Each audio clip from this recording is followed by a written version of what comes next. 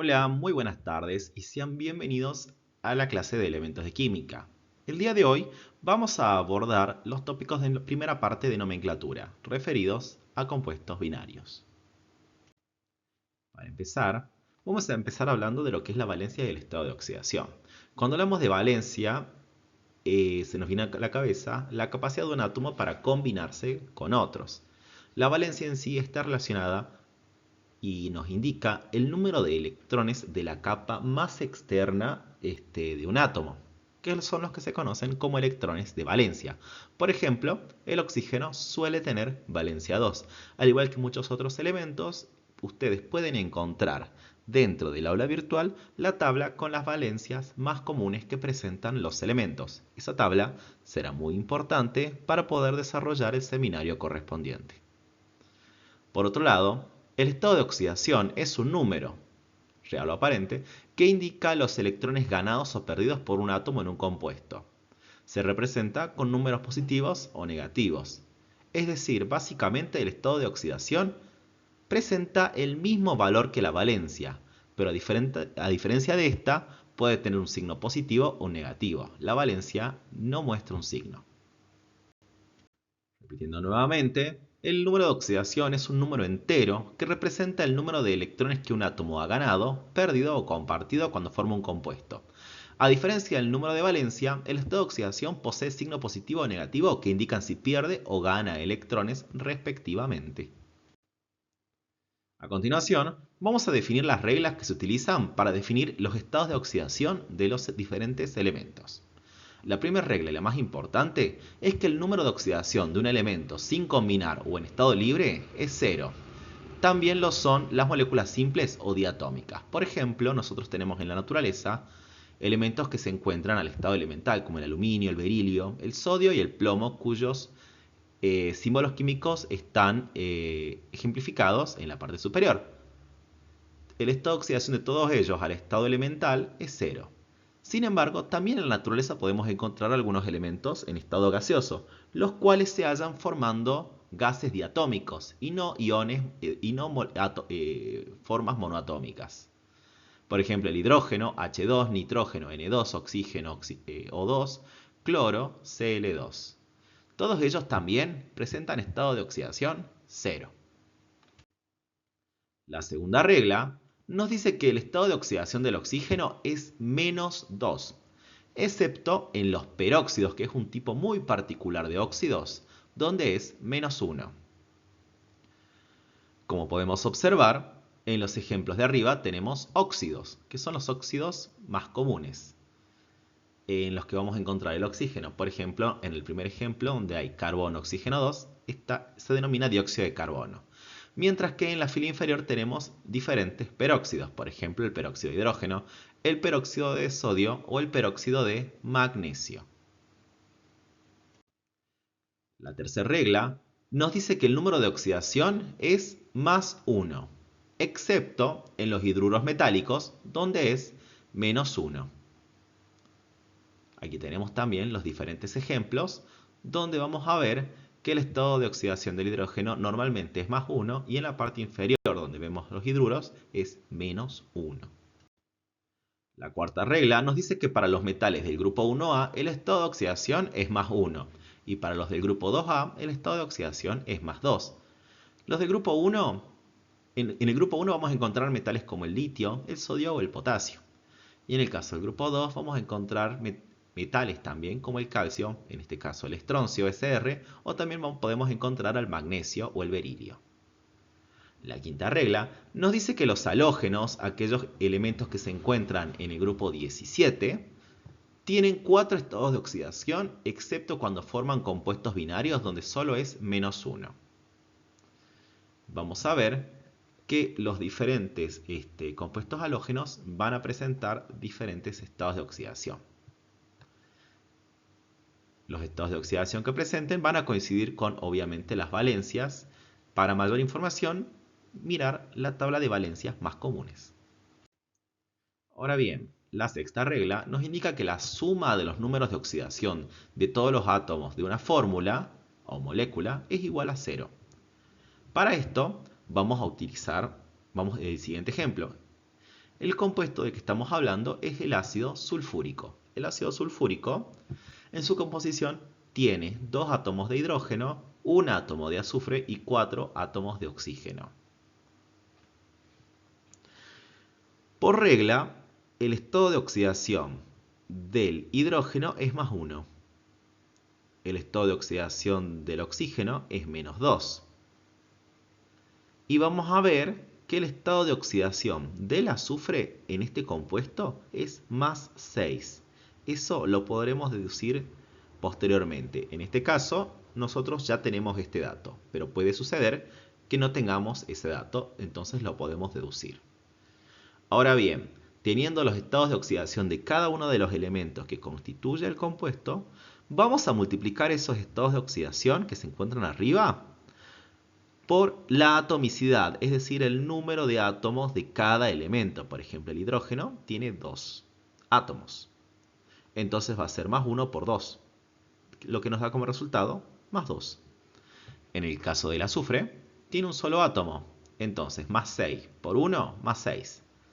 Finalmente, el oxígeno tiene 4 átomos en este compuesto. Entonces, -2 por 4, -8. Si realizamos la suma algebraica +2 +6, nos da +8.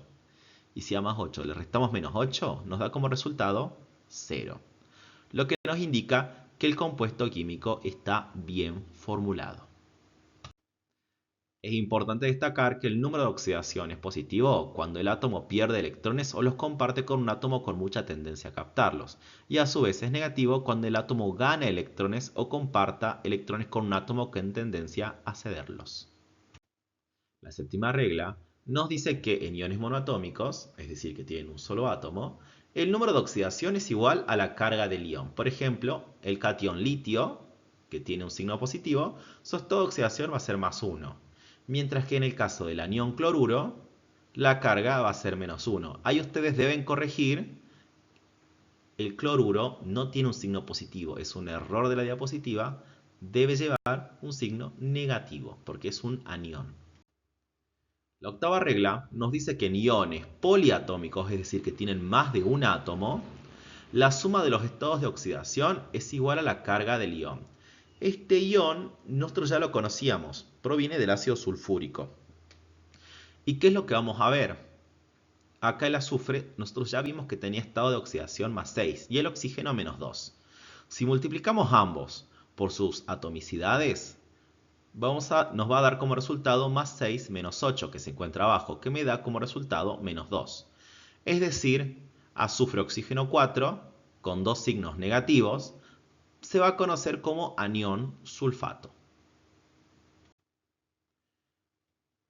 Habiendo visto todas estas reglas para definir los diferentes estados de oxidación, vamos a continuar hablando de los diferentes tipos de compuestos inorgánicos. Dentro de la gran diversidad de compuestos inorgánicos, estos se pueden clasificar en función de la cantidad de átomos que tengan. El día de hoy vamos a abordar un pequeño grupo dentro de los más sencillos, que son los binarios. Por un lado, vamos a tener compuestos oxigenados, dentro de los que destacan los óxidos y los peróxidos, y por otro lado los compuestos hidrogenados, tales como los hidruros y los hidrácidos.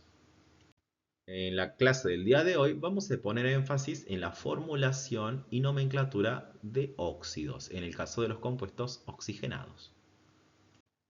Es bueno entender cómo funcionan las valencias desde un punto de vista práctico. Para esto vamos a tomar 3 elementos y sus valencias más comunes, dentro de las que tenemos el oxígeno con su valencia 2, el hidrógeno con su valencia 1 y el hierro con su valencia 3.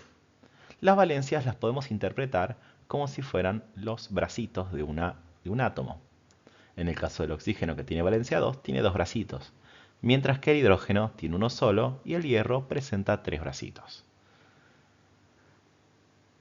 Les voy a dar 2 ejemplos. Uno es el caso del agua, que es hidrógeno 2 oxígeno. Como podemos ver, el oxígeno se combina con el hidrógeno y no queda ningún brazo suelto. Por otro lado, el segundo compuesto que tenemos es el óxido de hierro, el óxido férrico, que tiene 2 átomos de hierro y 3 átomos de oxígeno. Como pueden observar, también lo mismo, ningún brazo queda suelto. De esta forma, ustedes van a poder definir, en función de la valencia que esté utilizando el elemento, cuántos átomos de cada uno vamos a tener en la combinación, entendiendo que no puede quedar ningún bracito suelto. Entonces, para iniciar, con el primer grupo de compuestos con el que vamos a trabajar, se conocen como óxidos básicos. Los óxidos básicos surgen de la unión de un metal, como podemos observar, más el oxígeno.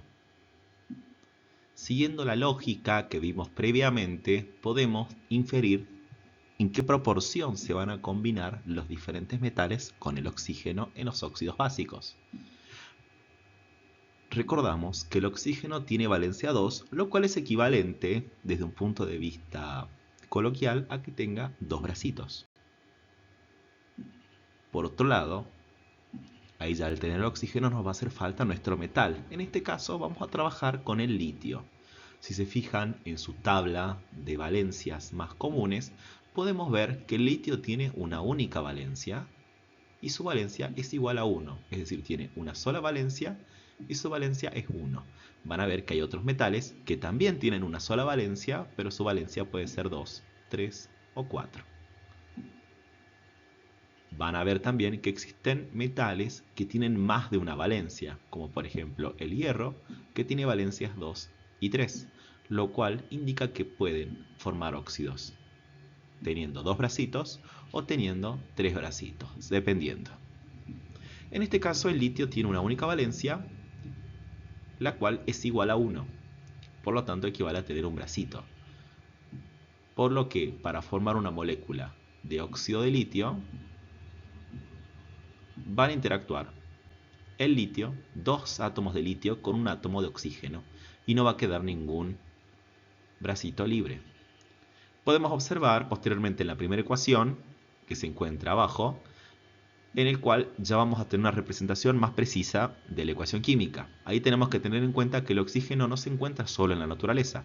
Como bien mencionamos, el oxígeno es un gas diatómico, es decir, hay dos oxígenos juntos. El litio, por el caso contrario, sí se encuentra al estado atómico en la naturaleza.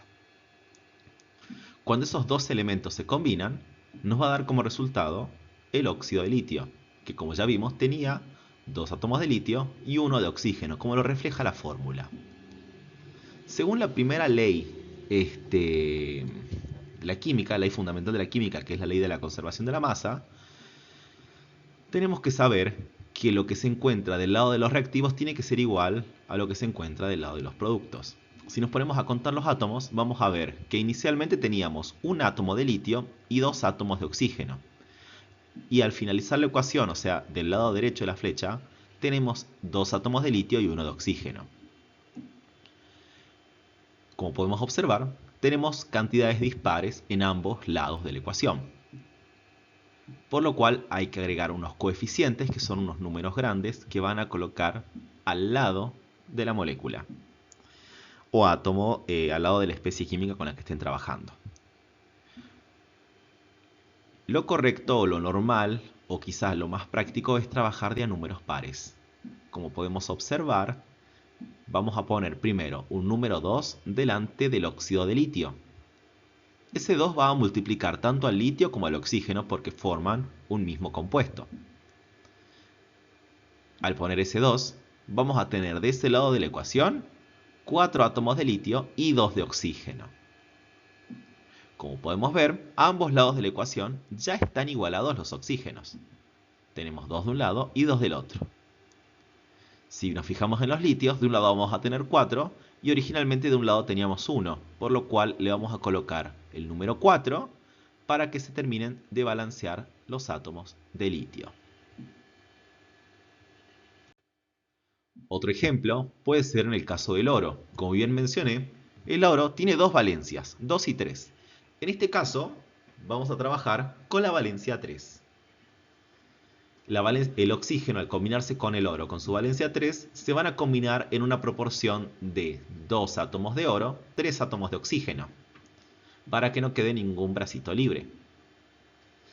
Si es que plasmamos esto en una ecuación, nos vamos a dar cuenta que obviamente hay que combinar el oro, que es un metal que se encuentra en el estado atómico, elemental, Y el oxígeno, recuerden que siempre lo tienen que poner como oxígeno 2, que me va a dar como resultado un óxido de oro, con valencia 3.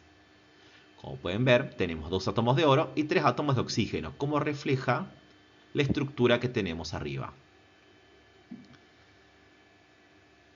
Como ya les mencioné, es mucho más práctico trabajar de a números pares. Por lo tanto, vamos a colocar un 2 primero delante del óxido de oro, el cual va a multiplicar por 2 al oro y también al oxígeno. Entonces vamos a tener 4 átomos de oro y 6 de oxígeno. Para compensar esto, vamos a tener que poner los coeficientes 4 y 3 al oro y al oxígeno atómico para que de ambos lados tengamos las mismas cantidades.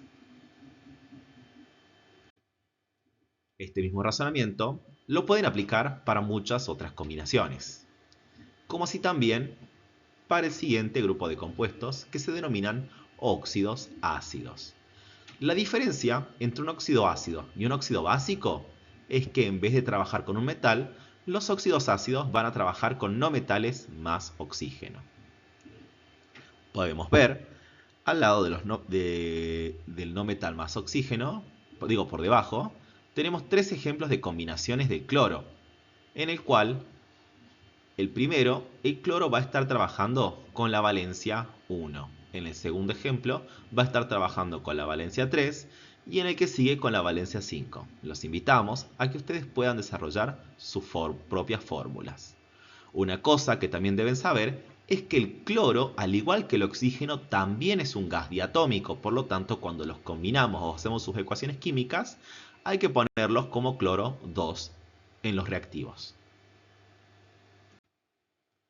Existen 3 escuelas de nomenclatura o 3 formas distintas de ponerle nombres a los compuestos químicos.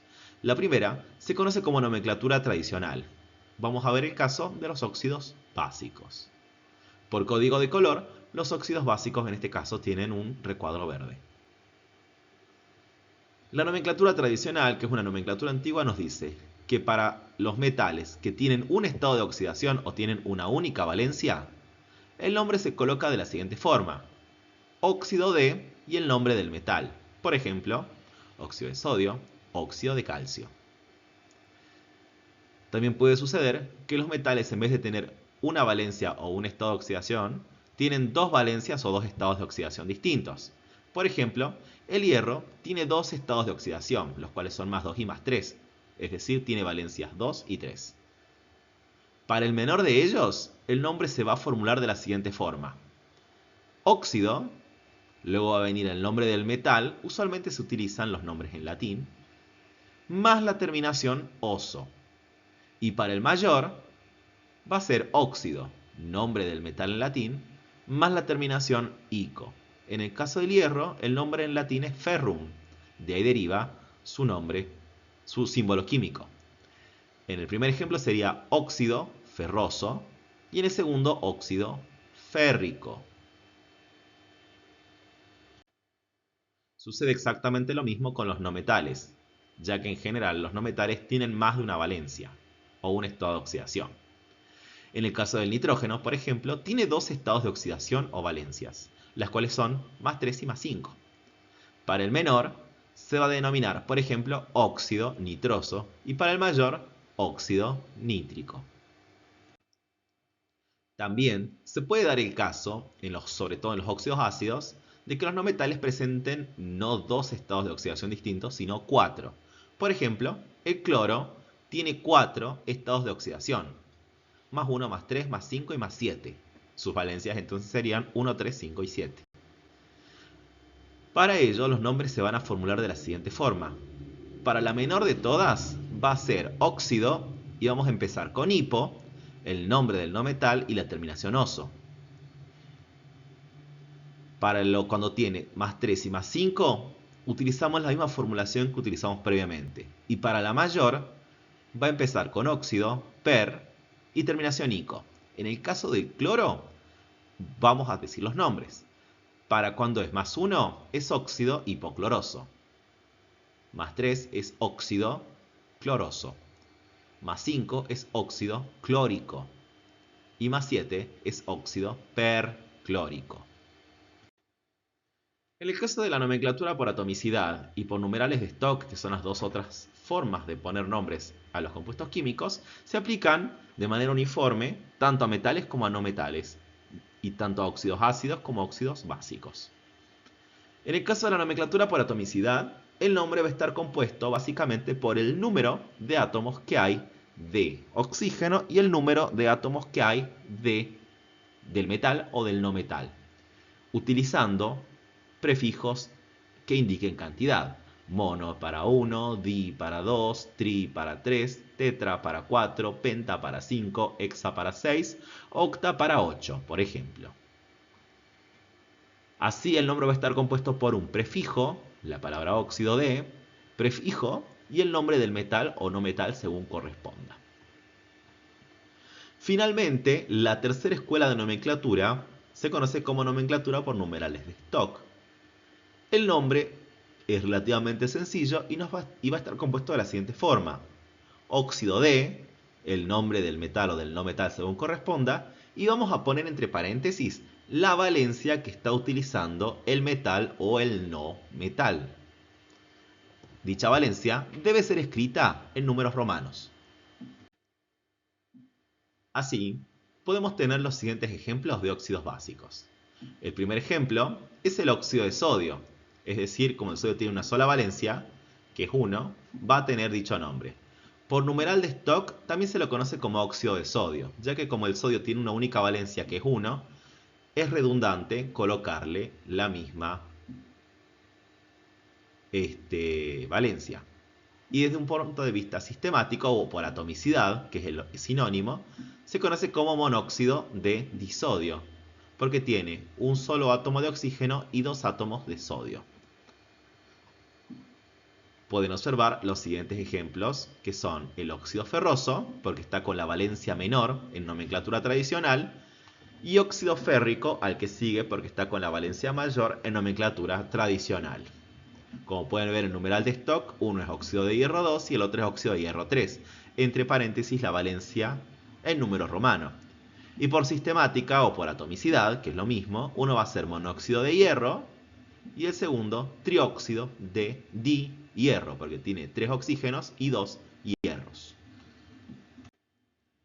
En el caso de los óxidos ácidos vamos a tener dos ejemplos. Vamos a tener compuestos del azufre. El azufre presenta 2 valencias con las que forma óxidos, en los cuales van a ser 4 y 6.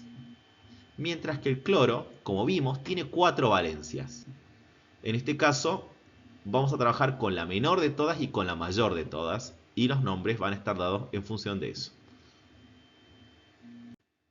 En el caso de los compuestos hidrogenados, vamos a ver dos clases de compuestos, los hidruros y los hidrácidos.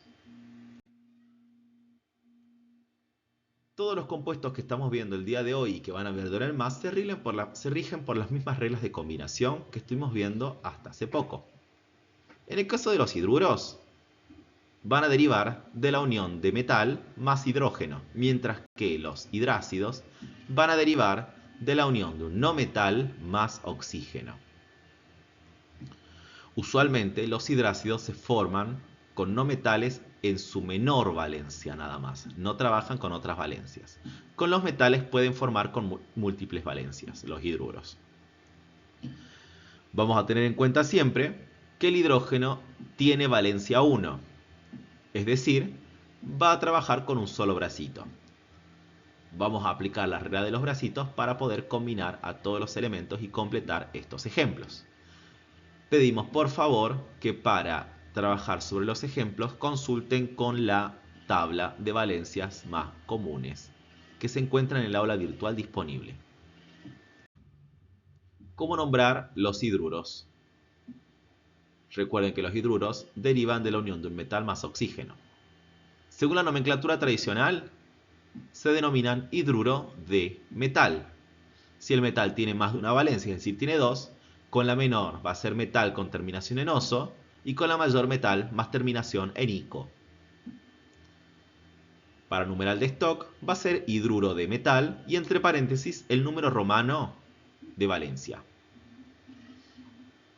Y por escuela sistemática o por atomicidad, que son sinónimos, vamos a tener los prefijos correspondientes en hidruro de prefijo metal. Como ejemplo, tenemos por ejemplo acá el hidruro de sodio, que está nombrado por nomenclatura tradicional. Por stock se va a denominar también hidruro de sodio porque el sodio tiene una única valencia, por lo tanto es redundante notarla. Y por sistemática o atomicidad se denomina monohidruro de sodio.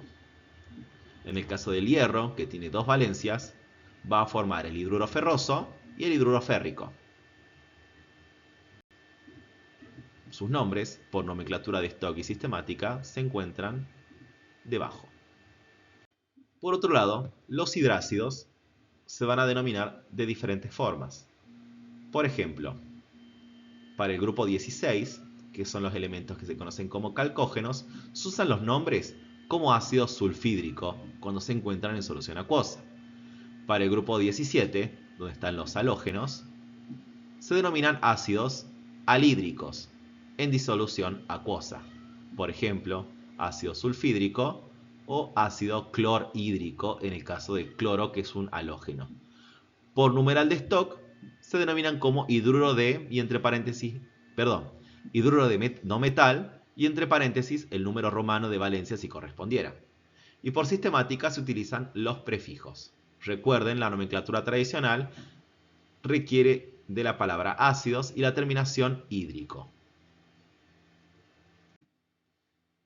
Y para finalizar, vamos a tener los ejemplos. El primero es el que se conoce como sulfuro de hidrógeno si se encuentra en estado gaseoso o ácido sulfídrico. Tengan en cuenta que para los hidruros, para los hidrácidos, que es la combinación de un no metal más hidrógeno, vamos a tener algunas reglas especiales para la nomenclatura. El nombre tradicional va a tener ciertas modificaciones que no las teníamos en otras. Estos se conocen como ácidos. Son un primer tipo de ácidos que se conocen como ácidos binarios. Bien. Por lo tanto, su nomenclatura tradicional va a variar en cierta forma. Si se encuentran disueltos en agua, se van a denominar como ácido con la terminación hídrico. Por ejemplo, en el azufre es ácido sulfídrico, en el flúor es fluorhídrico, y en el caso del amoníaco adquiere un nombre especial denominado amoníaco, que es con nitrógeno. Los nombres de stock y sistemática se sostienen o se mantienen de forma homogénea. Para el primer caso va a ser hidruro de azufre 2 y en atomicidad dihidruro de azufre. En el segundo ejemplo va a ser hidruro de flúor, como tiene una sola valencia, que es 1, no es necesario notarla, y por sistemática va a ser monohidruro de flúor.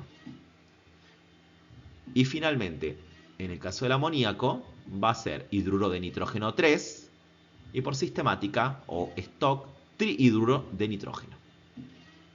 Con esto, ustedes ya pueden ir a trabajar sobre el seminario correspondiente.